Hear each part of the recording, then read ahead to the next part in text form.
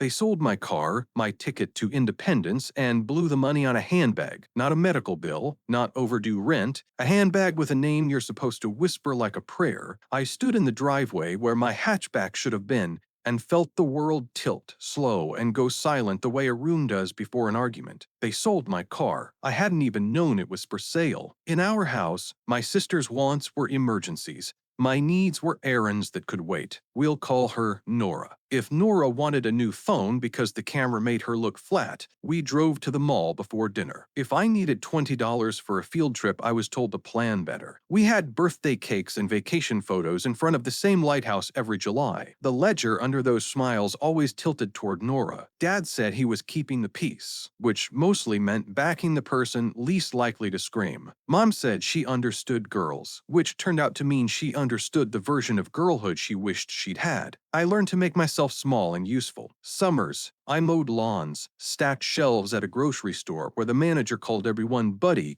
and kept a jar on my desk labeled CAR in block letters. I wasn't chasing shiny. I was buying distance on demand, the kind of independence you can park. When I finally bought it, it wasn't new. A solid used hatchback with a door ding the salesman called character. I loved every squeak because I'd earned them. I learned the engine's voice. I checked fluids like a ritual that might keep the rest of my life alive. My boss stopped scheduling me around Nora's rides to yoga. That car changed my posture under every jacket I paid for myself. Nora mocked it for a week, said the seat smelled like a locker room, and offered to fix my music taste with her playlists. Then she started asking to borrow it. Just an hour. Just to pick up a friend. Just to go anywhere that isn't this town, okay? Every time I told her no, I wasn't just protecting a car. I was protecting a boundary. Mom sighed. She asked nicely. Dad looked at the floor. I didn't move. That car was my fortress. I kept the title, registration, maintenance records, and loan agreement in a cheap accordion folder in the hallway cabinet, the place Dad called the important household documents drawer. Birth certificates, vaccination records, warranties for appliances that had died, even a title to a boat we never owned, because Dad liked to practice wanting, practical, safe. Or so I thought. Safety, I learned, sometimes wears a costume. The day the car vanished started like any Tuesday. Keys in the dish, granola bar, mental list, warehouse shift, bank stop, flour for dinner because I'd decided to cook, not microwave. I stepped outside with my duffel and stopped so fast I got winded. The driveway was naked. I walked to the curb and back like I'd misparked and the car was shy. Towed? Stolen? Anything except the truth. City Impound had no record of a tow. Dad didn't answer. Mom picked up. We meant to tell you, she said, breathy, like I'd interrupted a secret being born. The alarm in my chest went off. Tell me what? I asked. We sold the car, she said. I thought I'd misheard. I asked again. She repeated it, calm like a weather report. You don't need two vehicles here. We had one family sedan, Dad's. Mine was not vehicle number 2. It was mine. Why? I asked. Did you sell my car? Your sister needed something important, she said. What could possibly outrank my ability to get to work? A bag, she said. It's an investment piece. She said the brand name like a charm, as if syllables could redraw ethics. I don't remember hanging up. I remember doing math on air with my fingers. Like subtraction could undo theft. I called my boss. Family emergency because my parents sold my car for a purse doesn't win you sympathy. He said he understood. He didn't. I walked inside through lemon cleaner and the particular dust of homes that greet guests with the lie that everything is fine. Mom in the kitchen. Nora at the table, opening a box the size of a miracle. She lifted a purse from a white dust bag like she'd just adopted a small, needy animal. Isn't it perfect? She asked the room, which meant me. That's a toy, I said. My car is how I live. It holds value, Mom said. It holds keys, I said. Or it did. Nora rolled her eyes. I'll give you rides. She said it like mercy. How did you sell it? I asked. Mom started with, we shifted to your father. A man from a used car lot had come by and picked it up. They had taken care of the paperwork. She said it like a flourish on a cake. I went straight to the hallway cabinet. Accordion file, neat as a sermon. The slot where my title should have been held only air. I flipped tabs until I ripped the folder. Where's my title? I asked. There was a signature, Mom said. I didn't sign anything, I said. Your father took care of it. My hands moved before my brain did. Dad was in the backyard checking the gutters. which meant holding a ladder and avoiding eye contact. How did you sell a car you don't own? I asked. He said family share. He said my money came from our roof. He said things about respect and we're all in this together. I asked again if I'd signed. He took a breath and another. We signed for you, he said, like pronunciation could change the weather. They forged my name. I said it out loud so the air would have to hold it. I called the dealer. Manager said paperwork was in order. I asked for the date. He said last Friday. I'd been on a double shift. I have time clock punches to prove it. He said the car had already been sold to a private buyer, a nice man who needed reliable wheels. Privacy laws meant no buyer details. He was sorry, the kind of sorry shaped like store policy. He added cheerfully that my car cleaned up nice. I hung up before I said something I'd regret, that I called the DMV. First clerk transferred me. Second gave me a website. Third listened. Okay, deep breath, she said. I obeyed. She walked me through the boring heroics that save people. File a police report for fraud because forging a title is a crime, bring proof I couldn't have signed, then come in to sign an affidavit that the transfer happened without my consent. DMV could flag the VIN to halt further transfers. Send a certified demand to the dealer. Keep copies of everything. Will I get my car back? I asked. Sometimes, she said carefully. Often it becomes a civil. I took a bus to the police station because irony never takes a day off. In the lobby, a poster said, "If you see something, say something, half encouragement, half dare." The officer listened, asked for photos of my signature, messages, proof of my whereabouts. I gave what I had. He gave me a case number and a reality check. Family crimes turn the law into a stage. Translation: a lot of this plays out in civil court. Still, a report plants a flag in the ground. I froze my credit, changed passwords, moved my social security card and passport into a zippered pouch I duct-taped under a drawer. I took photos of my signature on official docs and emailed them to myself in a folder called This Is ME. I opened a P.O. box 2 towns over. Paranoia? Maybe. Or maybe kindness to the version of me who'd need a way to leave. Confronting Nora was like arguing with a billboard. She said she needed the bag for an interview. I said, interviews don't require luxury goods. She said I didn't know how the world works. I said I understood exactly how our world worked and I was opting out. Relax, she said. We'll get you another car. With what money? I asked. She looked at Mom. Mom inspected her nail beds like guilt might be cuticle. House turned Cold War museum. Polite. Efficient, avoiding hallways at the same time. Dad offered me a ride because I had to get to work. He played talk radio about the downfall of personal responsibility. I chewed my tongue until it tasted like pennies. 4 days in, a man called from a blocked number. The buyer. He found my old insurance card in the glove box. He said an officer told him to reach out. He said he worked 2 jobs, needed the car, didn't want it yanked in the night. We met at the station. Fluorescence made everyone look like suspects. VIN matched. Dealer's paperwork was clean. The title signature wasn't. The officer said, probable cause. The buyer, Marco, asked if I wanted to buy the car back. It shouldn't have made sense. It did.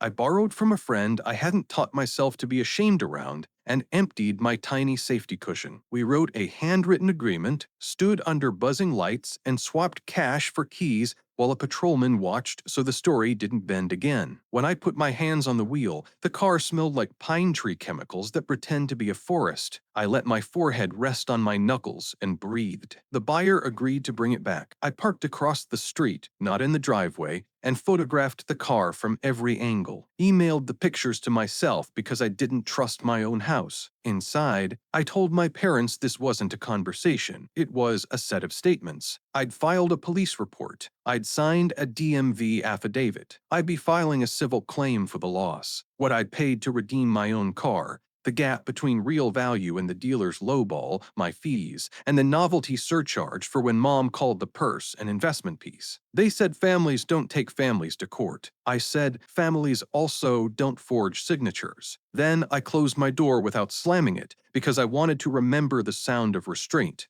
Small claims court is push-ups at a pace set by a clerk who loves forms. I attached the police report, my time clock punches proving I couldn't have signed, the DMV affidavit, screenshots of Nora's triumphant bag post captioned "Finally," and our handwritten agreement with Marco so the judge would understand I had the car back, but not the money. On hearing day, the room hummed with leaks, deposits, and dogs that barked too much. The judge asked my parents if they had my permission to sell the car. Dad tried communal resources. The judge said yes or no. He said no. Did you have his signature? Mom said yes. Then we signed for him. The judge's gaze paused on her like a warning light. I handed up the packet. The judge ordered restitution, the money I paid Marco, the value gap, the fees. If they didn't pay by the deadline, I could garnish wages. The judge didn't moralize. He turned to the next case and told a landlord mildew isn't a tenant's fault. When the due date came, a cashier's check sat under the salt shaker like a truce. I photographed it, deposited it, wrote down the time. What did I feel?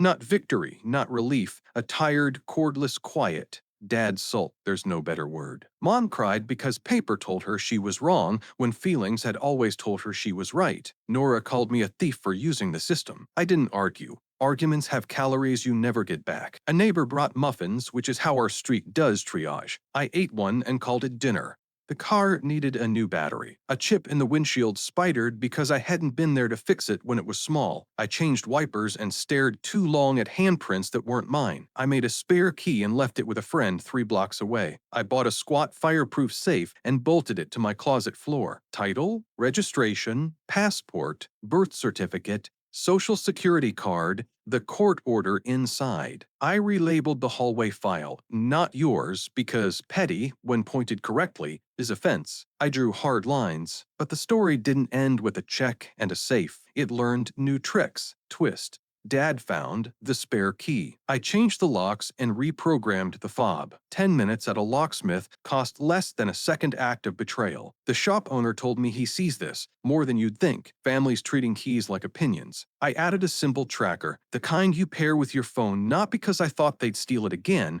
but because I sleep better when I can find what I love. Plain English tip. If someone has your spare, change your locks and reprogram your fob. Modern remotes can be wiped and repaired. Twist. Insurance. I called to update the policy. The agent asked for the list of authorized drivers. I named myself and only myself. We added a no household members without written consent note. If you think an insurer won't care who's driving, wait till an accident and a lawyer start caring for both of you. Plain English tip. Insurers price risk. If someone crashes your car and wasn't supposed to be on it, your wallet becomes their stage. Twist. The dealer sent a demand for processing fees. I mailed back a letter with the court order attached and a paragraph about conversion civil theft. They went quiet, not shame. Cost, benefit. Plain English tip. A demand letter with a court order stapled has a way of lowering people's enthusiasm. Twist. A cousin slid into my DMs to accuse me of taking family to court. I invited him for coffee. I walked him through the timeline. I asked if he would sign a title to get his sister a purse. He said, "When you put it like that," I said, "there's no other way to put it." The group chat calmed down, not friendly, quieter. Twist. I audited my credit report line by line. A soft inquiry from a store card I never applied for stared back at me. I placed a fraud alert and froze everything again. Identity theft loves an opening.